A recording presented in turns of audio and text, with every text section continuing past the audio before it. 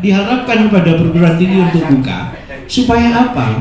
Alumni-alumninya nanti itu bisa mengikuti kebutuhan perkembangan zaman.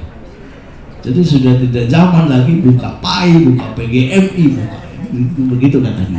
Jadi itu dan itu juga tantangan karena kita nanti akan berbicara SDM-nya dari mana kan?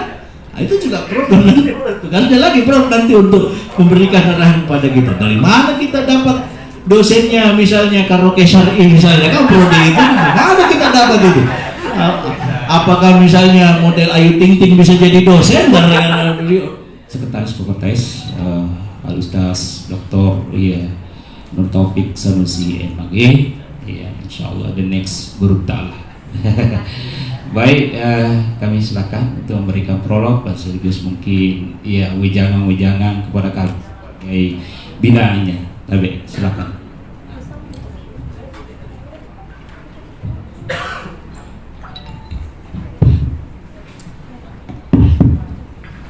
Terima kasih. Bismillahirrahmanirrahim. Assalamualaikum warahmatullahi wabarakatuh. Waalaikumsalam warahmatullahi wabarakatuh.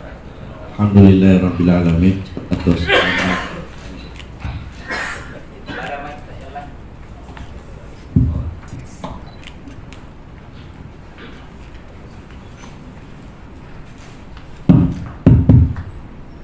Alhamdulillahirabbil alamin.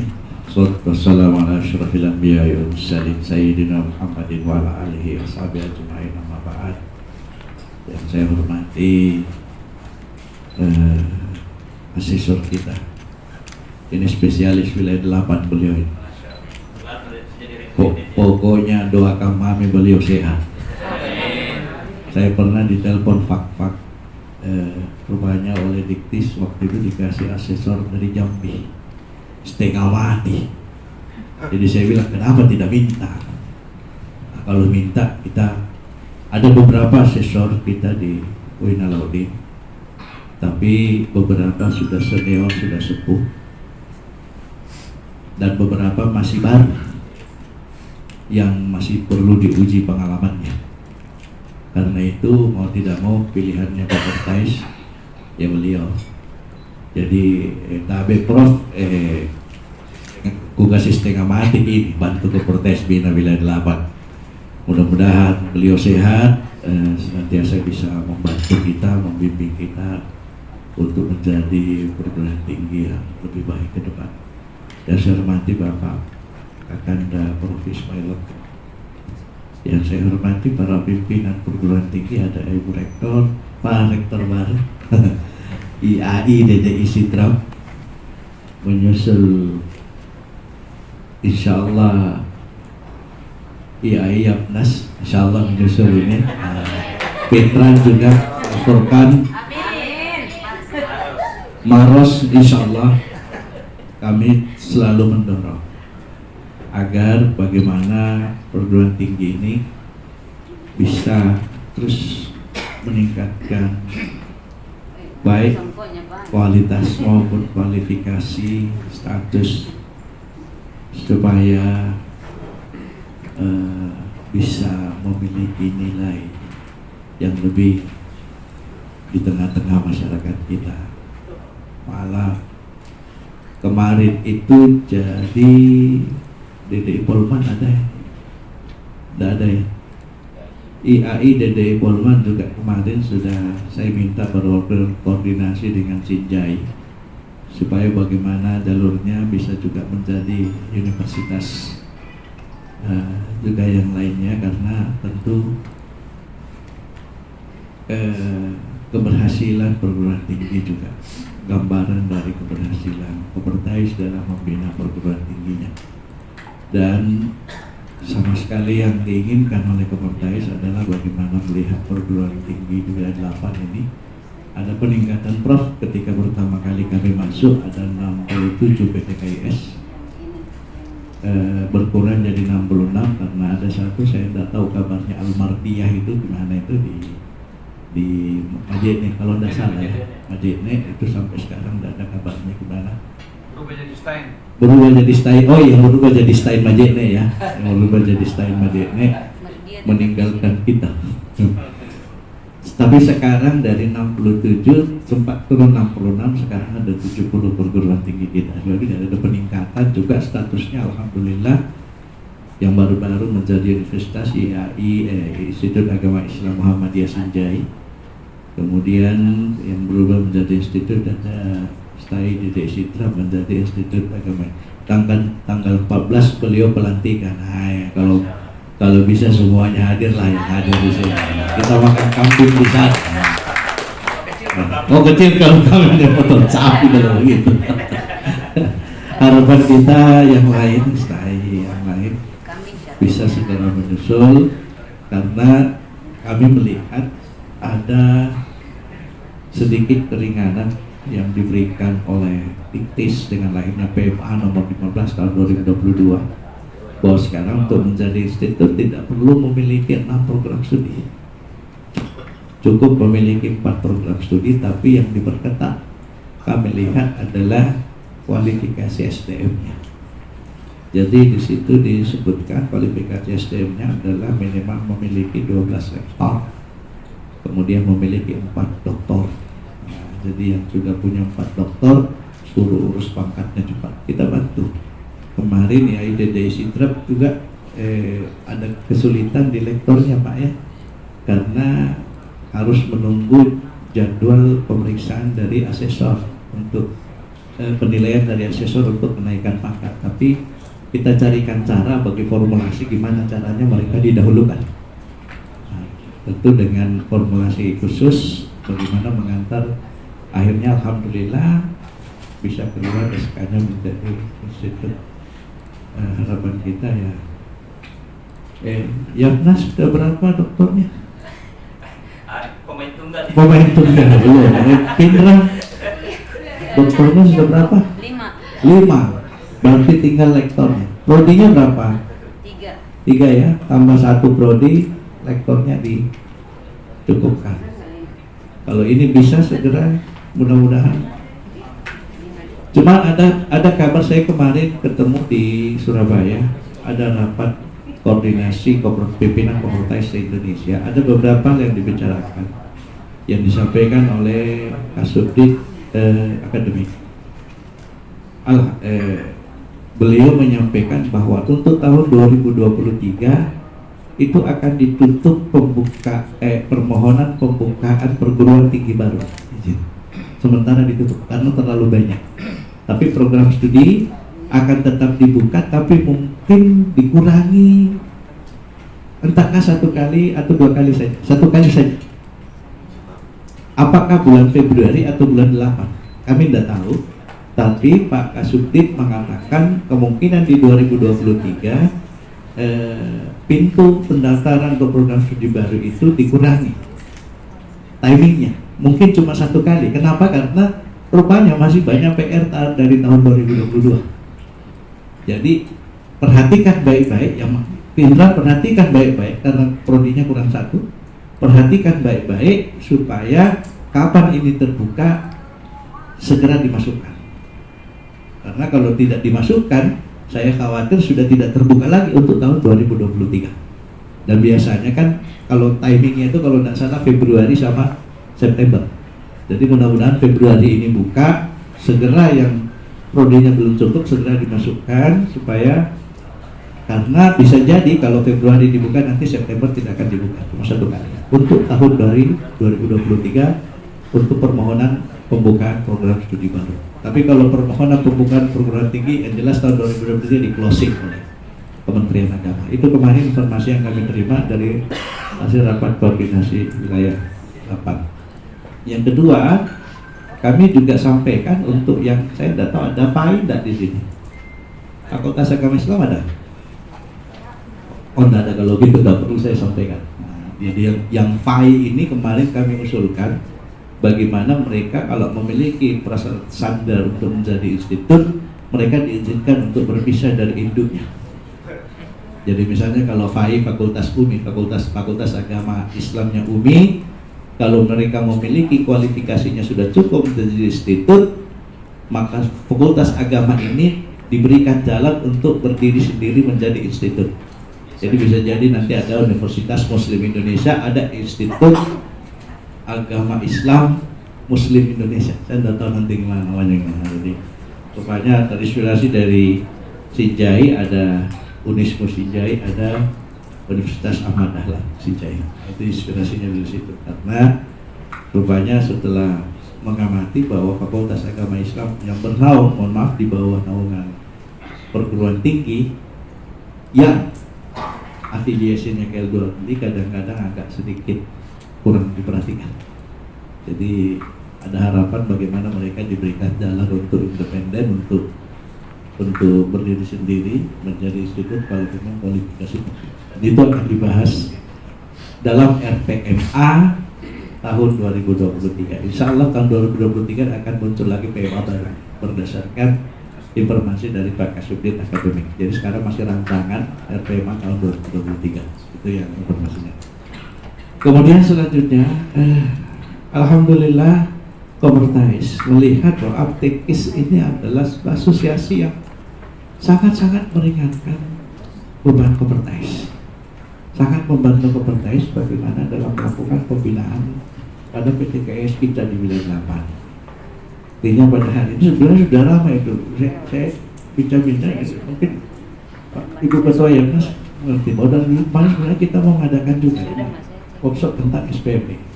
Cuma Komertais itu selalu terbentur pada wilayah Anggara karena kita mau tidak bisa sembarangan, kita mengeluarkan sudah harus sesuai dengan RP yang dia juga. Tetapi alhamdulillah kemarin setelah pandemi dan tahun lalu tidak dibintang anggarannya, insya Allah tahun ini mungkin yang ini jangan lupa pimpinan perguruan tinggi tanggal 17 sampai 19 kita akan mengadakan rapat koordinasi wilayah. Rapat koordinasi wilayah untuk tahun ini formatnya kami rubah, tidak seperti kemarin-kemarin yang sibuk bicarakan masalah berapa honor dosen menguji apa. Itu tidak apa, menurut saya tidak produktif. Jadi yang ada dua tema besar yang akan kita bicarakan dalam rapat koordinasi wilayah ini, Prof. Yang pertama itu terkait dengan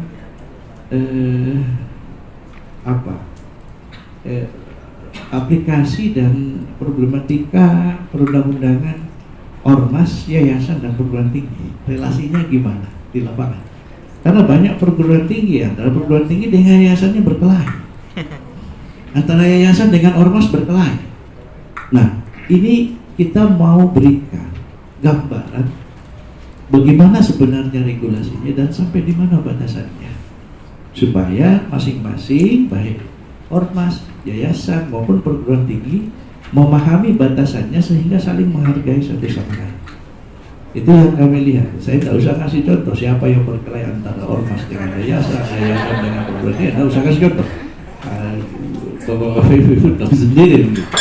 Nah, yang kedua, temanya itu tentang tata kelola dan struktur dan tata kelola. Di wilayah 8 ini, Bro, kadang-kadang strukturnya itu masih macam-macam. Ada yang pakai istilah wakil ketua, ada istilah pakai pembantu ketua, ada yang pakai istilah rektor, wakil rektor, pembantu rektor. Nah, nanti kita akan mudah-mudahan bisa menerima penjelasan bagaimana struktur yang baik kalau misalnya perguruan tinggi kita berbentuk sekolah tinggi Islam kekhususan, misalnya STIT.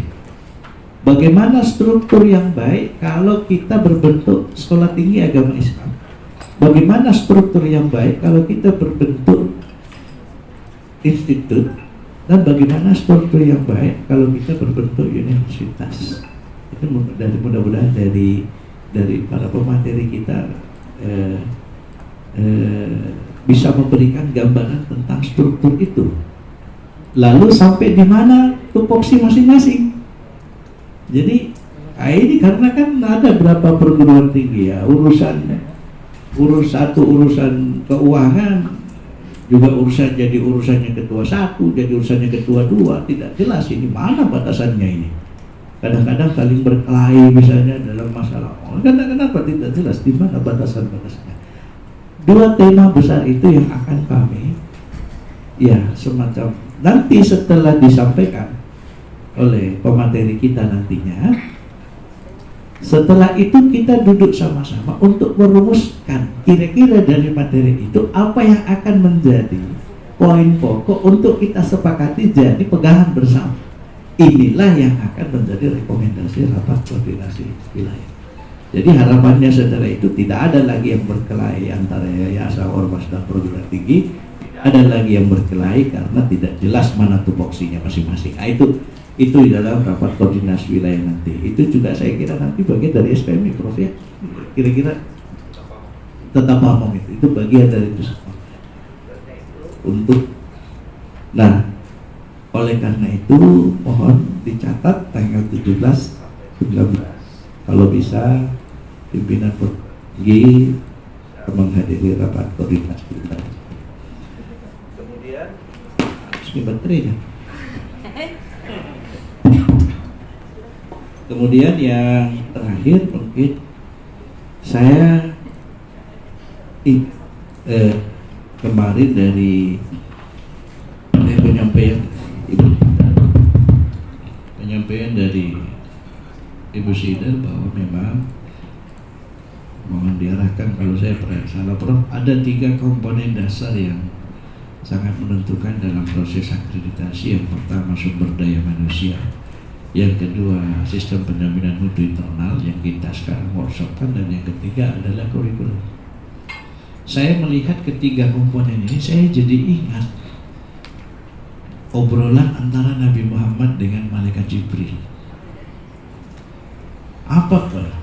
Ditanya, Jibril datang kepada Nabi Muhammad, ditanya, mahul iman, mahwal Islam, wa mahwal ihsan. Jadi saya gambarkan iman atau akidah itu seperti SDM. Mau tidak mau harus ada. Itu wilayah akidah. Jadi pondasi bagi semua perguruan tinggi. Lalu SPM ini kira-kira mahwal Islam, syariat. Wajar kalau misalnya Prof Weke tadi mengatakan kalau dosen itu melakukan apa yang tidak dilarang. Kaedahnya ada, Pak.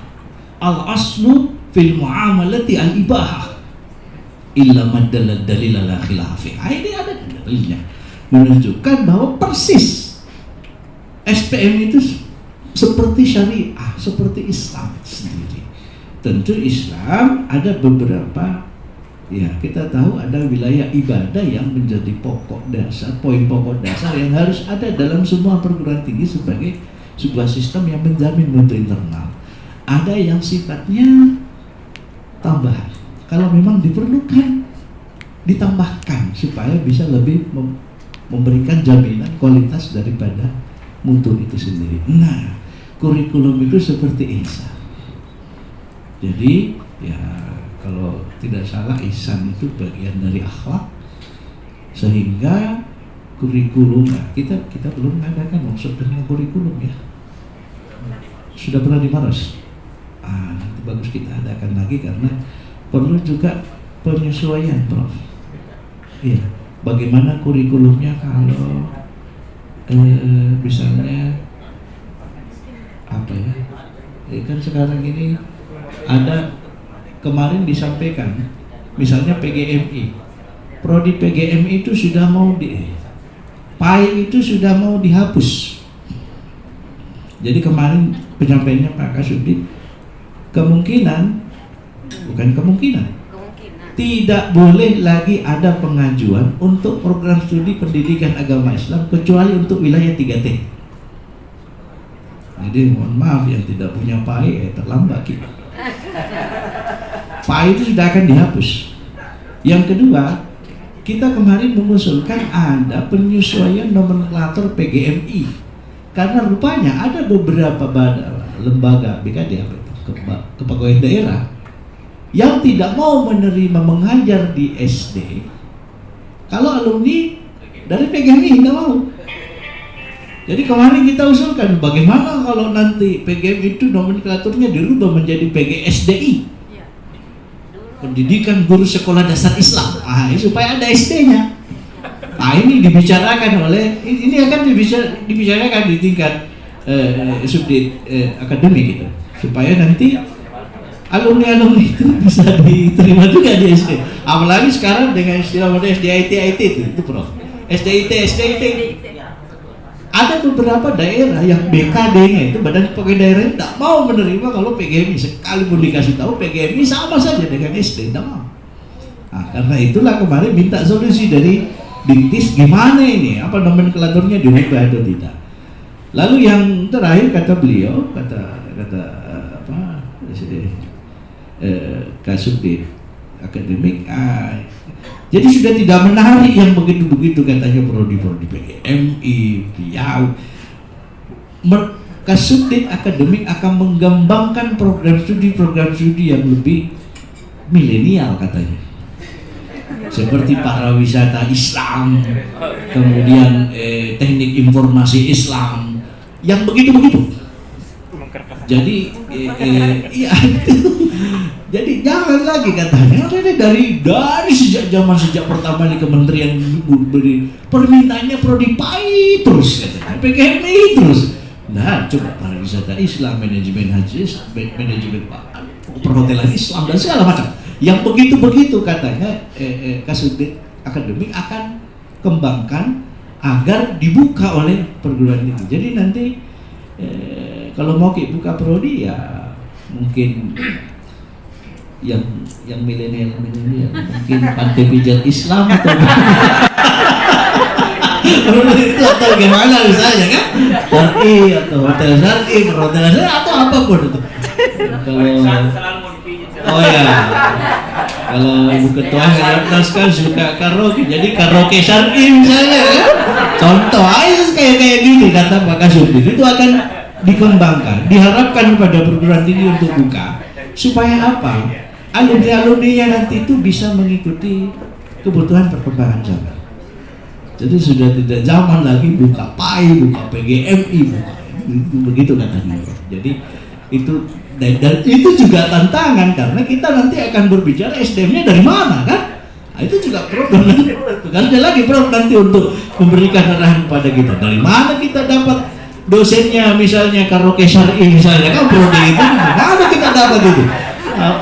Apakah misalnya model Ayu Ting Ting bisa jadi dosen gara-gara dulu? Misalnya contoh itu, saya kira, dan itu tujuannya adalah untuk bagaimana mengembangkan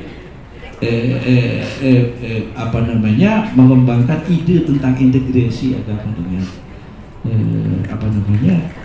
keilmuan dan sains yang lebih kompatibel dengan kebutuhan masyarakat milenial nantinya. Itu tujuannya ke depan. Jadi untuk kurikulum, kemudian SPMI, kemudian SDM, anggap saja bagian daripada agama kita. Karena seperti akidah, syariah, akhlak atau iman, Islam dan ihsan, semuanya harus diperbaiki, baik akidahnya, SDM-nya, baik SPMI-nya, syariahnya, maupun kurikulumnya atau akhlaknya. Kalau kita menganggap bagian daripada itu, ya mudah-mudahan barangkali. Saya kira itu sambutan arahan. Oh, ada pertanyaan, silakan. Ada pertanyaan dari? Silakan. Ada yang bertanya, silakan. Oh, Pak Asmi, ketua STAI DDI Maros, ini ketua STAI termuda ini.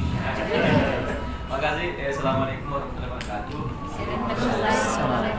Langsung saja, teman-teman. Sebenarnya kami terinspirasi dari sikap yang begitu cepat menjadi institut. Kebetulan kami sempat tanyakan di yayasan melalui Pak Ahmad Mahfuz bahwa untuk menambah prodi sekarang itu syaratnya ketat, harus 50% prodi yang ada sekarang itu bernilai baik sekali. Nah, sehingga itulah yang menyebabkan mundur lagi untuk pengajuan prodi, karena khusus di Maros kan masih ada posisi baik 2. Apakah memang ini menjadi sebuah syarat 50% akreditasi baik sekali?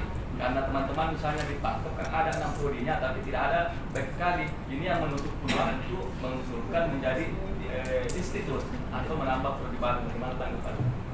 Yang kedua, menarik tadi ketika pembukaan prodi baru Bawesa tersedia, yang menjadi memang permasalahan adalah tentang kurangnya sumber daya manusia dosen, khususnya S2 itu.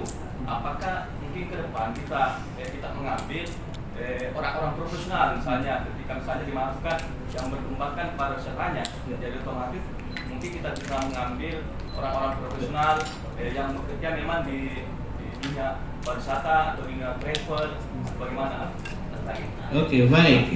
Ya, jadi sebenarnya pertanyaan kedua-duanya itu untuk Prof itu, bukan untuk saya.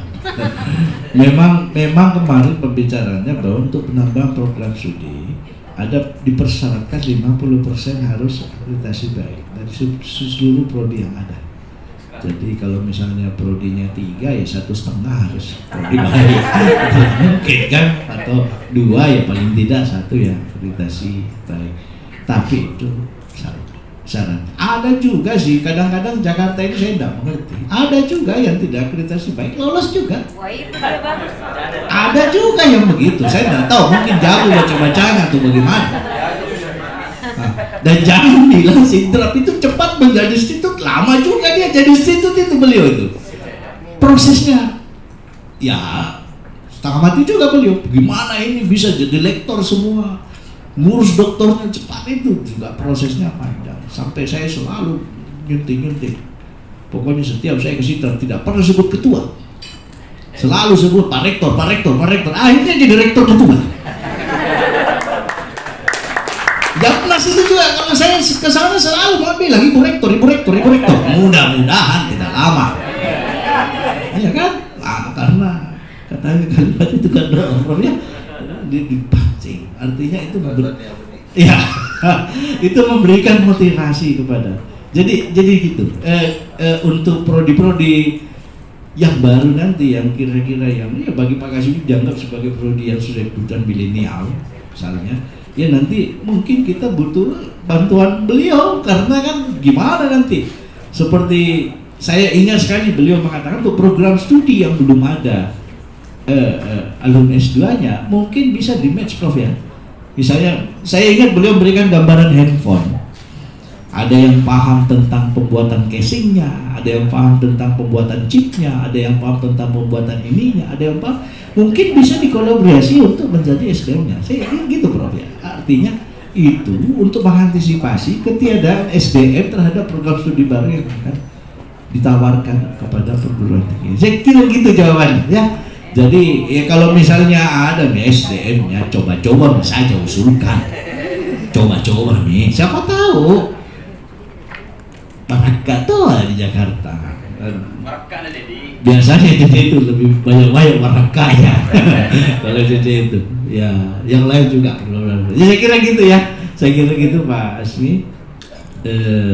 Ketua Stay DDI Maros, mudah-mudahan tidak lama juga masuk menjadi Institut Agama Islam DDI Maros. Demikian pula yang saya kira itu yang saya bisa berikan. Mudah-mudahan kita akan lebih siap ke depan untuk menghadapi ya tentu saja bukan cuma tantangan-tantangan yang ada, tetapi juga perubahan-perubahan regulasi yang diberikan oleh Kementerian Agama Pusat diktis kepada kita, karena ini terus terang ini perguruan tinggi sudah belepotan dengan apa yang dinamakan akreditasi LAMDIK ini. LAMDIK ini sudah saya sedih, Bro. Ada beberapa perguruan tinggi dari 8 itu yang masih. Saya kemarin menghadiri wisuda di Merauke, itu wisudawannya cuma 8 orang.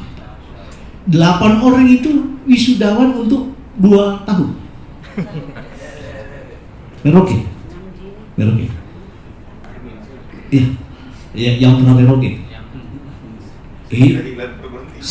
Masih ada, Bro. Saya baru bangun di sana. Makanya saya bilang, gimana caranya perguruan tinggi ini membayar LAMDIK ini? Maka kemarin, saya kasih bocoran. Kemarin juga Pak Kasubdit juga sempat menyampaikan masalah ini, bahwa memang sambil menunggu keagamaan ya, istilahnya keagamaan nanti bagaimana sementara dibicarakan dengan Kementerian Pendidikan supaya keagamaan ini bisa segera muncul, dan biaya itu lembaga akreditasi ini nanti ada subsidi. Jadi kemungkinan perguruan tinggi setengahnya. Iya, sekitar 26. Tapi itu sementara diupayakan oleh Kementerian Agama. Ya kami cuma bilang mudah-mudahan cepat Pak Kasubdit, karena kalau tidak habis ini, kasihan ini perguruan tinggi kita. Iya, khususnya yang seperti di Merauke itu, di Jambara itu. Ya Allah, kita mau sudah 8 orang, dan itu untuk periode 2 tahun Pak. Saya sudah bilang sama mereka, nggak usah undang kita ke sana kan, karena kan berat Pak pesawat ke sana itu. Pesawat ke sana itu kita ke sana minimal 4 juta loh satu orang. Apa dia bilang? Tidak Pak, kami sudah ngumpul-ngumpul, masih sudah ngumpul-ngumpul. Pokoknya harus ada dari Kopertais. Begini mereka. Nah, maka saya bilang sama Pak Asmar, kita tiket berangkat ke sana tapi tidak usah tiket pulangnya, kita beli sendiri. Hanya kita ke sana kemarin, kita upayakan beli tiket sendiri untuk pulang. Tapi saya tidak tahu gimana kemarin, tetap dibelikan juga kayaknya. Tidak mau mereka, pokoknya harus dibelikan. Ya itulah tantangan, namanya tantangan termasuk regulasi-regulasi baru. Kita tidak tahu kejutan apa yang akan muncul dalam RPMA 2023 nanti. Mudah-mudahan kita berharap bahwa kejutannya itu justru bagaimana membantu meringankan apa yang sudah menjadi beban perguruan tinggi yang cukup berat ini terkait dengan. Saya kira itu Pak Tang, Prof, yang kami bisa sampaikan. Pokoknya sekali lagi saya ingatkan 17-19 kita Rakorwil, harapannya semua bisa hadir, dan tentu saja saya itu selalu berharap perguruan tinggi kalau ada masalah jangan diam, segera kontak, komunikasi dengan Kopertais, kita sama-sama cari solusinya. Kalau ada masalah apapun terkait dengan pengembangan perguruan tinggi. Karena itu tadi kita sangat memahami bahwa perguruan tinggi kita di wilayah 8 ini banyak sekali tantangannya dibanding perguruan tinggi di wilayah yang di Jawa dan Sumatera. Saya kira itu yang bisa saya sampaikan. Mohon maaf kalau ada salah kata, salah ucap. Mungkin setelah hari dari sini besok kita sama-sama ke Sidrap makan kambing. Sapi kan? Saya minta ini mudah-mudahan Pak Wakor segera pulang supaya ada pimpinan di kantor, karena beliau sekarang menghadiri penganugerahan gelar Dr. Honoris Causa Ketua Umum PBNU di Universitas Sunan Kalijaga, Yogyakarta. Jadi beliau diundang besok kalau tidak salah, besok itu ada penganugerahan gelar Dr. Honoris Causa untuk Kiai Stakuf, dan Pak Wakor menghadiri di sana. Dari kemungkinannya Selasa, saya berharap Selasa sudah balik, karena kalau beliau belum balik tidak bisa di kantor itu tidak ada pimpinan, karena setiap hari ada tamu. Ya kalau beliau sudah balik, berarti saya bisa ke Sidrap makan sapi. Nah, ya. Gitu, terima kasih. Kita tutup sama-sama gimana? Sampai beliau nutup ya. Oh ya, saya kira demikian dari saya. Terima kasih. Assalamualaikum warahmatullahi wabarakatuh. Alhamdulillah, beberapa pencerahan yang diberikan kepada kita, insya Allah dengan bersama Kopertais wilayah 8, mudah-mudahan perguruan tinggi kita masing-masing semakin cerah dan semakin bisa berkembang.